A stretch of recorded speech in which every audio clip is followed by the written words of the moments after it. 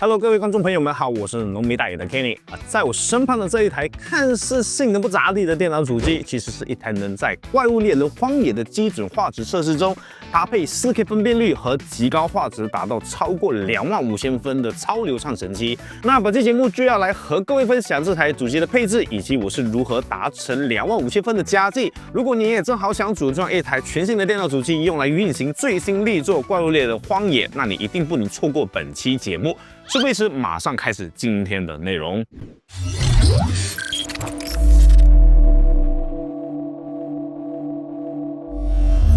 怪物猎人荒野将于2025年2月28日正式发售，相信不少怪物猎人系列的老玩家也是期盼已久了。通过官方列出的推荐配置，1080p 30帧最低配置都得需要用到 Ryzen 5 3600或 i5 10400级别的 CPU， 显卡最低也必须得有 GTX 16606 GB 的级别。看来 GTX 1650和 GTX 1050太钉之户也不得不升级了。可见怪物猎人荒野的硬件需求确实不低。而在官方的极高档位推荐列表中，CPU 推荐最低为 i5 12400，内存推荐 16GB 以上，显卡必须是 RTX 4070 Ti 又或是7800 XT 以上，并且强调至少是有 12G 以上的 VLAN 选存，同时也是必须开启增生成功能，才能在极高画质下满足 4K 分辨率60帧的流畅表现。当然，如果是这套配置，显然是不太可能轻松达到25000分的成绩因此这一次的装机配置定位更高，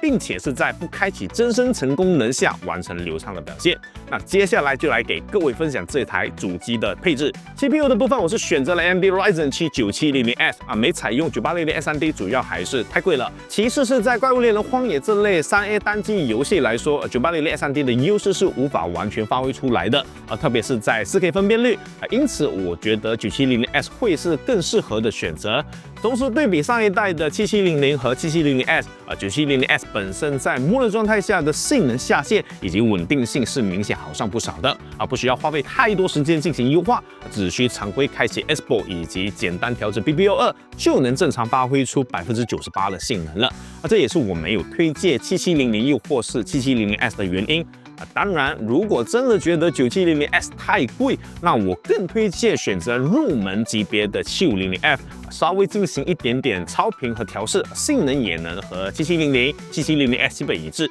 接着是主板既然选择了9700S，主板就不能够太寒酸了搭配的是这一款全新推出的 Top Gaming B850M Plus WiFi， 采用 AMD B850芯片组设计。供电配置给到了14+2+1项，每项80安的规格别说9700S 了即便是9950S 也还是非常稳定的。同时也给到了 PCI 5.0 的接口设计，用于连接 PCI 5.0 协议接口的显卡与硬盘。显卡接口进行了加固化，并提供了快拆按钮，让显卡安装变得更轻松与稳固。支持3个 M.2 SSD， 同时都是各自独立通道的设计并且也都附带了散热装甲。后置 I/O 接口部分一共给到了12个 USB 接口，其中更有一个 USB-C 口是支持20Gbps 的速率，WiFi 天线接口也采用了最新的快拆设计美中不足的就是显卡接口是设计在第2槽的位置导致对于显卡的空间有更多的要求。我个人非常希望能将其设计在第1槽，那么这块主板就真的没什么明显的短板了。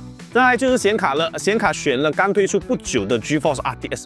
5080，款式则是同样来自 Top Gaming RTX 5080 16GB OC采用全新的设计，搭配硕大的体积。散热器升级到了均热板规格风扇通风性能对比常规风扇也提升了 23%， 整卡厚度来到了 3.6 槽位72毫米的厚度。整体设计风格还是延续了 Top Gaming 一贯的硬朗风格，只保留了 Top Gaming logo 的灯光透光没有花里胡哨的灯光元素，个人觉得还是十分耐看的。虽然这张显卡的体积比起过往还是大了一点，但是我还是能够将它塞进这一台联立的 A3 MATS 墨纹版机箱。这是一款能够兼容 MATS 主板与360一体式水冷，却能将体积控制在仅有 26.3升的一款机箱。前面板有着独特又精致的黑胡桃木装饰，并且采用了条状设计保留了非常多的散热通风能力。除此之外，整个机箱的所有面向都采用了大面积的通风网孔设计，使得在更小更紧凑的机箱体积内，依然保留了非常良好的散热通风性能。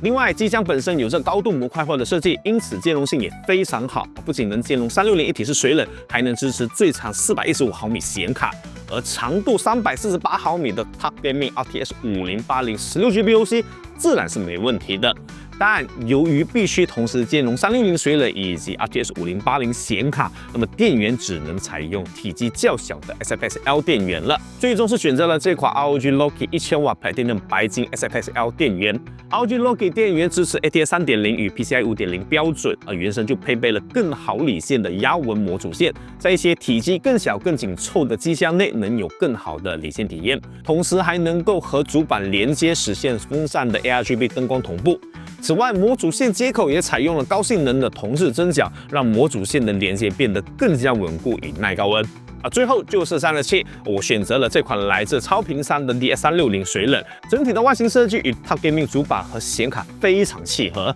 都是绝大部分无光的黑色主色，搭配一小撮的灯光透光点缀，整体的契合度非常之高。另外 DS360 本身的噪音控制也非常的棒，加上水冷头的设计也同样是低调耐看的感觉。关于它的性能与体验，可以参考我过去制作的评测，这里我就不多赘述了。各位介绍完所有硬件的选择，最后就是给各位展示装好后的外观效果了。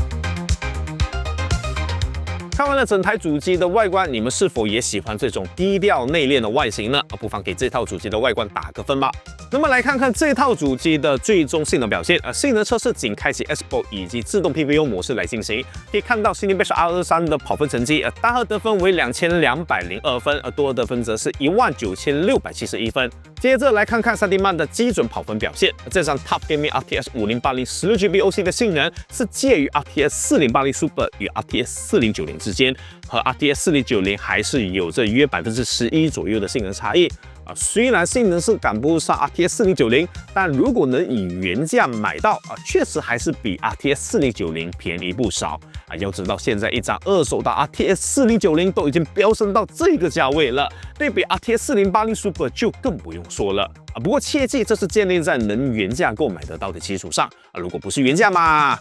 你们懂的，我就不多说了。此外，我想你们也应该对这台主机的散热表现感兴趣，因此这里也给各位简单测试分享一下好了。在进行连续30分钟的 Cinebench R23多核跑分测试后，这一颗 AMD Ryzen 7 9700S 的平均温度落在50度左右，功耗则是在平均88瓦。然后是显卡进行24 Dual Mode 循环压力测试，最终也能够跑出99%的稳定性。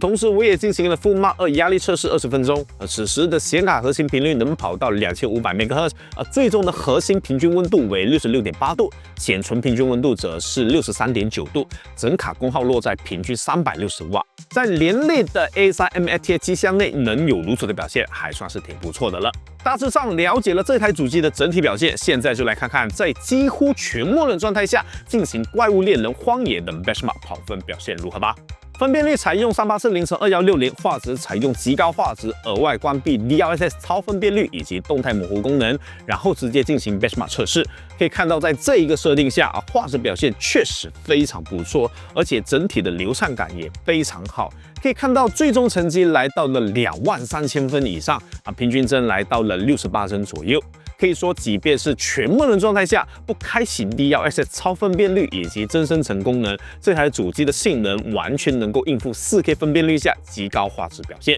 要不来试试看看开启光追？这可惜我总觉得这个光追开与不开好像没什么差别，你们自己对比看看好了。而且性能影响也非常少看来怪物猎人荒野的优化确实不是很理想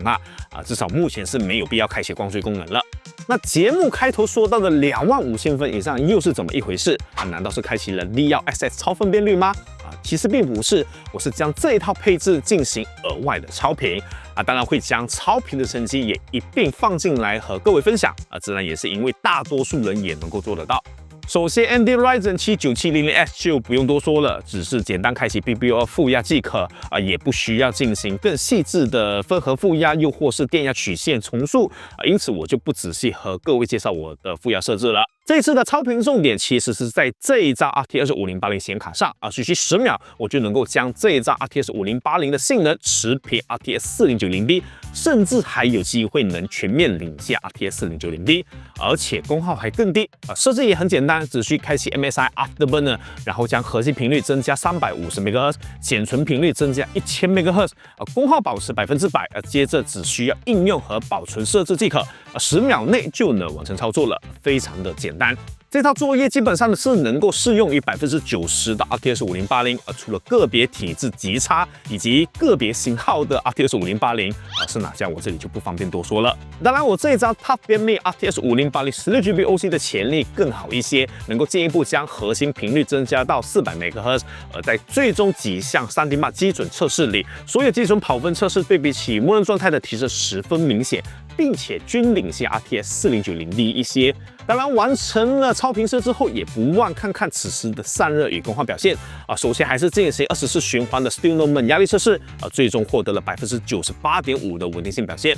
然后再进行20分钟的 Full Mark 2压力测试，最终显卡的核心频率是提升到了2760 MHz， 温度和功耗的表现基本和默认状态下几乎一致，核心平均温度 66.2 度，显存平均温度64度，整卡功耗依旧是在360瓦。完成了超频设之后，来看看在怪物猎人荒野中的表现。通过对比可以看出来，相比起默认状态，平均帧有着质变的提升，直接来到了70帧以上显卡核心频率更是直接上到了3200 MHz， 而最终的成绩也确实跑到了25000分以上，平均帧成绩则是从68帧提升到了74帧，这还是没有手动增加额外的功耗墙。如果再往极致点去超频，我想超过10%以上的额外性的收益也是并非难事。当然这边还是要和各位做个声明超频存在一定的额外风险与操作知识。本次给大家进行的超频演示，也是基于我这套配置所得出的结果让大家可以通过本次的内容分享进行学习。而是否要进行额外的超频，则是取决于你个人的选择，同时也必须为自己的选择负责。因此，超频与否还是得小心谨慎一些。那么来到了最后的总结，怪物猎人荒野对于性能的需求确实如官方推荐所说的那样想要畅玩 4K 分辨率、极高画质设定，那么起码得有 i5-12400以上搭配至少是 RTX 4070 Ti 以上的显卡，才能实现流畅的游玩体验。而对于想要组建一套全新的配置，我个人觉得 9700X 加 RTX 5080是个不错的选择，既能完全满足怪物猎人荒野的性能需求以外，还能够应付未来新推出的游戏大作，加上是全新组件，也有比较大的机会能获得原价的 RTX 5080，因此推荐度还是比较高的。而本次围绕在联立 A3MATI 进行组件，则是想体验一下在这样的体积控制下 ，RTX 5080的整体散热表现是否合适。最终的结果还是挺不错的，搞得我都有点想搞一张 RTX 5080 F1 了。当然必须得是能原价搞到。那么以上就是本期节目的所有内容了，非常感谢各位观众朋友们的收看和支持，也希望本期节目的内容会对你们有所帮助。喜欢这期影片的朋友不妨点个赞，而新来的观众如果能够点击旁边的小铃铛，那就更好了。那今天的节目就到此为止了，我们下期影片再见。